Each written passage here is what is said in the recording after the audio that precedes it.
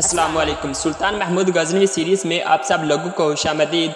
हम चूँकि सुल्तान सबुक्तगीन यानी कि जो सुल्तान महमूद गज़नवी के वालिद थे उनके हालात को डिस्कस कर रहे हैं। पिछली एपिसोड में हमने उनकी पैदाइश के मतलब डिस्कस किया था और फिर देखा था कि किस तरह वो गुलाम बने और गुलामी से किस तरह उन्हें एक सूबेदार ने ख़रीदा था।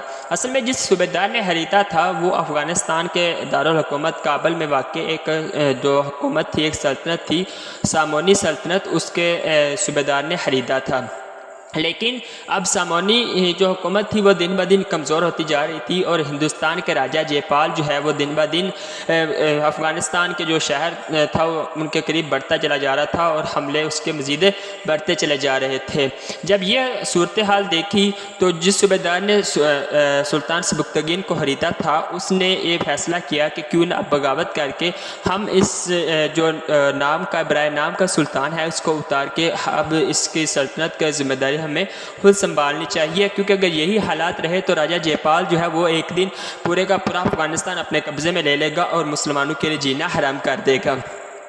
इसी सिलसिले में सुल्तान सबुक्तगीन और उन दोनों ने साथ मिलकर सरतोड़ मेहनत की और उससे बगावत करके सामोनी सल्तनत का ख़त्म करके अपनी सल्तनत कायम की। लेकिन कुछ अरसे बाद वो सूबेदार भी मर गया। उसके बाद सुल्तान सबुक्तगीन जो है उनकी जगह तहत नशीन हो गए और यूँ तकरीबन 366 हिजरी में सुल्तान सबुक्तगीन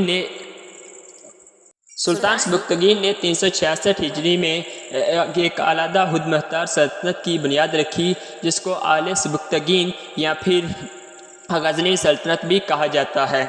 सुल्तान सबुक्तगीन के कारनामों को अगर देखें तो सुल्तान सबुक्तगीन ने अंदरूनी बगावतों जो कि उस वक़्त बहुत अरूज पे थी उन सब को खात्मा किया और मुसलमानों को एक परचम तले इकट्ठा किया।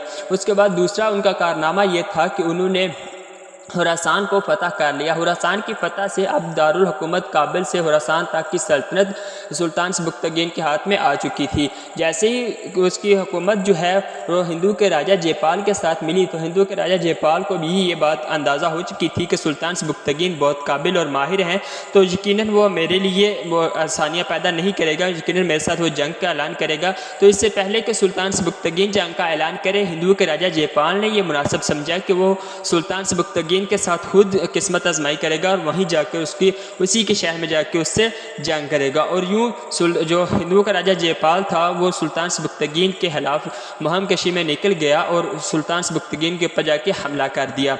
लेकिन सुल्तान सबुक्तगीन भी हिंदुओं के राजा जयपाल से कुछ गाफिल ना था, इसलिए उसे उसके जैसे ही हमले का इल्म हुआ तो उसने अपनी जितने भी सूबेदार थे उन सबको इकट्ठा किया और एक बहुत बड़ी फौज लेकर हिंदुओं के राजा जयपाल के खिलाफ मुहिम कशी में निकल गया।